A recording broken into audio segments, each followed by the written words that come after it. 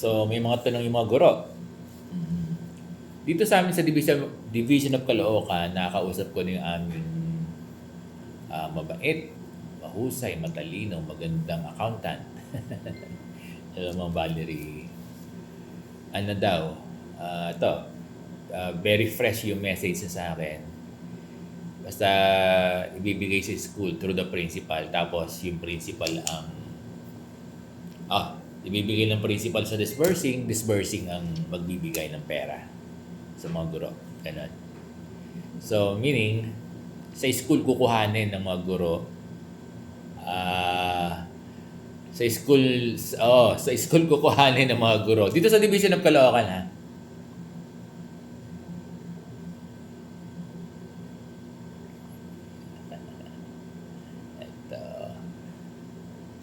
Si Ma'am Valerie Rush. Talaga naman kahit saan rush no? Kaya talagang yung nasa diskarte to ng mga ng mga accountant kung mapapabilis. Itong accountant namin dito mahusay sa Caloocan Kaya hindi kami nagpapahuli. Di ba may medical na kami, tagal na. March. Dahil yan sa husay ng aming SDS at yung husay ng aming accountant. Balikan mo na yung ganon. Kasi yung mga nagtatanong kung paano makukuha. Sa school makukuha to sa disbursing. Ito, Dairy Press. Ida-download sa school, then yung disbursing officer ang magbibigay. Dito yan sa Division of Caloocan, malamang sa ibang division din ganyan.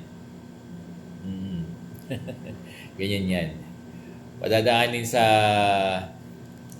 ida-download. So, pwedeng ipadaanin sa account ng school sa land bank, tapos i-withdrawin ng principal at ng disbursing, o i-withdraw ng disbursing o ng principal sa land bank, tapos kukunin ng disbursing, yung disbursing yung bibigay sa mga guro. Ganyan yan. Ganyan ang procedure. So, ida-download sa school. Kapag ganyan, makukuha lang guro ng cash from the disbursing officer over the counter. Diba? Meron pa akong diba? Parang bank teller. Kaya yung mga garnish dito sa Caloocan, makukuha nyo yung 600. Hindi yan papasok ng ATM.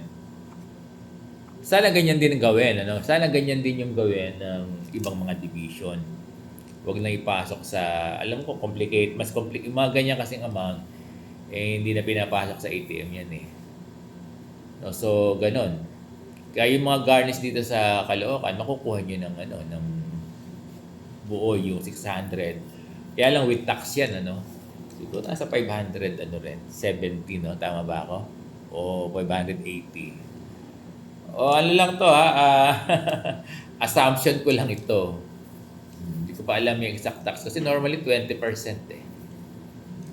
Kung 20%, 2 times 612, 120 lang. Ay, 120 pala. Wala ka pala. Tingnan natin. Baka mamaya nagbibiro lang. Tingnan natin. Tingnan muna natin. Hindi ako sure kung 20% o ano. Basta may tax yan. So, dito sa Division of Caloocan, makukuha nyo ng cash through our respective disbursing officer in school. So, ganun masaya. Malaking bagay din yan,